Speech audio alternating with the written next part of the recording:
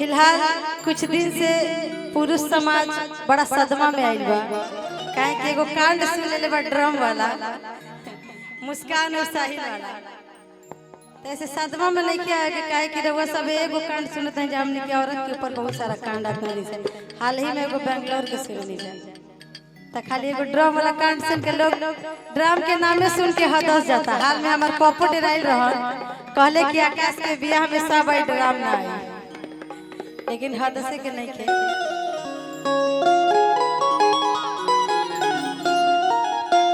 काहे कि मेहरारू झूठे बदनाम बाड़ी, गलती ज्यादा मर्दन होखेला।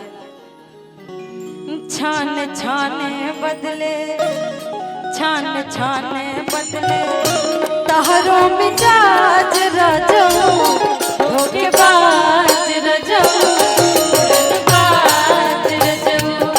छाने छाने बदले तहरो मिजाज रजो, धोखेबाज रजो, उड़नबाज रजो।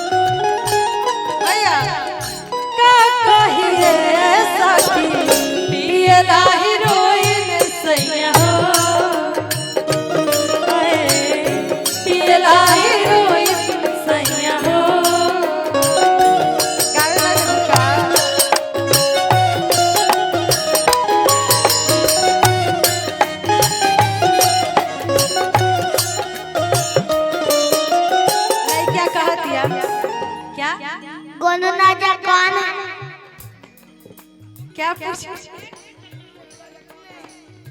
लइकिया कहत दिया, का कहत दिया? घर भर के जीमा सैया हमरे कपार बा, हमरे कपार बा।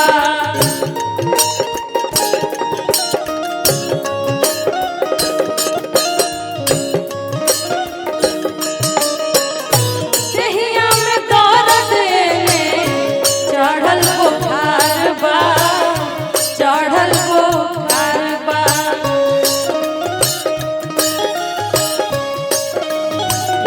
ऋषि भाई एजा श्रोता के कमी बा, लेकिन यूट्यूबर वाला के कमी नहीं है। देखिए कार्यक्रम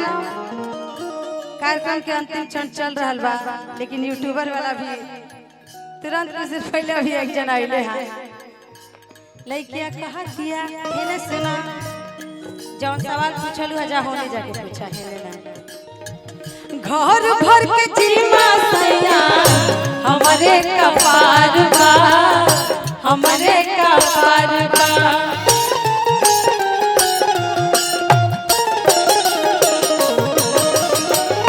देहिया में दर्द एले चढ़ल बुखार बा, चढ़ल बुखार बा।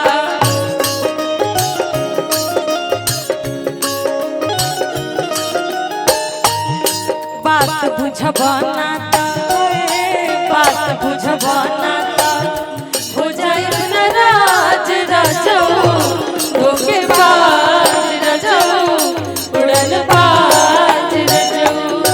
छान छाने बदले तहरो मिजाज रजो, धोखेबाज रजो, उड़नबाज रजो।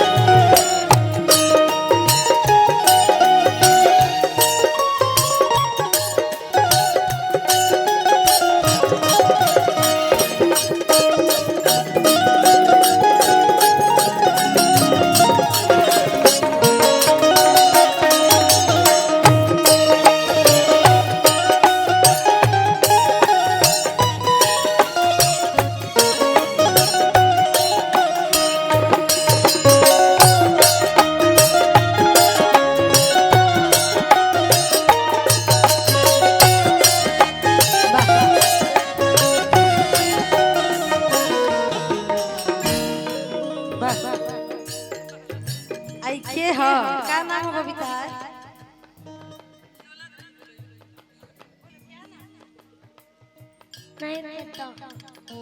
तारे नाम तारा लेके पता के भेजला सही के भेजला क्या? यहाँ कौन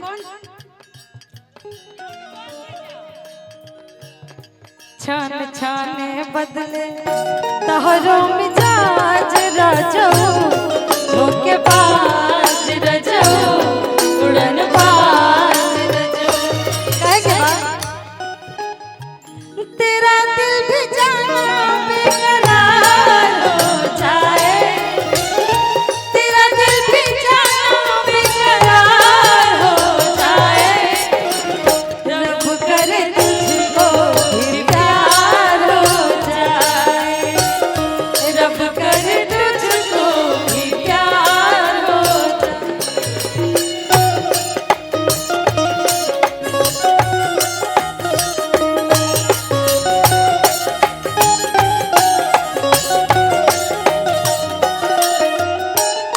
सासू से लहरा लागे होत रोज कांडवा होत रोज कांडवा